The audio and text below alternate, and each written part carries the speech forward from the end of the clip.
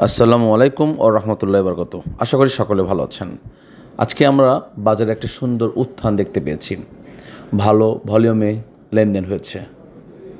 প্রায় 734 কোটি টাকা আজকে লেনদেন হয়েছে। সূচকের ভালো একটা অবস্থান আমরা দেখতে পেয়েছি। সকাল থেকেই একটা পজিটিভ সাইন আমরা দেখতে পেয়েছি।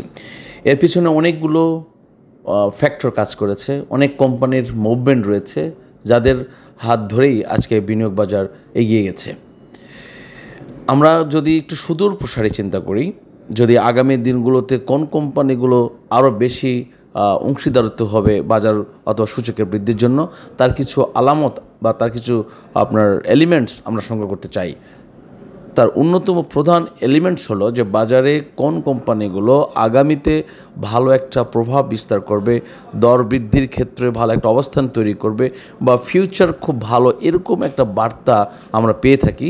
তার অন্যতম ও প্রধান মাধ্যম হচ্ছে ব্লক মার্কেট। আমরা জানি আজকে 5টি কোম্পানি নিয়ে আপনার সাথে আলোচনা করব, যে 5টি কোম্পানি ব্লক মার্কেটে ভালো একটা নাম্বার তারা লেনদেন করেছে।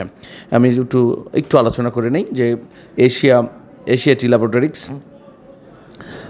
6,72,00,000 টাকার শেয়ার তারা ক্রয় করেছে, মানে লেনদেন হয়েছে।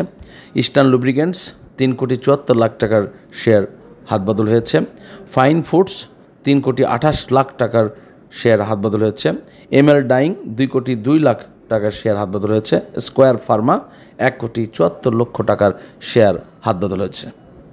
যে Asiatic laboratories, eastern lubricants, fine foods, ML dyeing, square pharma, এই যে এই 5টা কোম্পানি বড় একটা অ্যামাউন্টে এরা ব্লক মার্কেটে লেনদেন করলো। কেন করলো? এর মেসেজটা কী? কী বার্তা আসছে এই ব্লক মার্কেটে এই বড় ভলিউমের লেনদেন থেকে? কিভাবে আমরা বুঝবো? অবশ্যই যারা ব্লক মার্কেটে আপনারা লেনদেন করেন তারা অবশ্যই জেনে শুনে বুঝে সব কিছু প্যারামিটার দেখে তারা কিন্তু অ্যাডভান্স এখান থেকে সংগ্রহ করে নিচ্ছেন শেয়ারগুলো। সো আরও অনেক কোম্পানি রয়েছে। আমি কিন্তু বারবার আপনার কথা বলেছি যে অনেক কিছু নীতিগত সিদ্ধান্ত কিন্তু বাজারে এখন পরিবর্তন আসছে একটার পর একটা।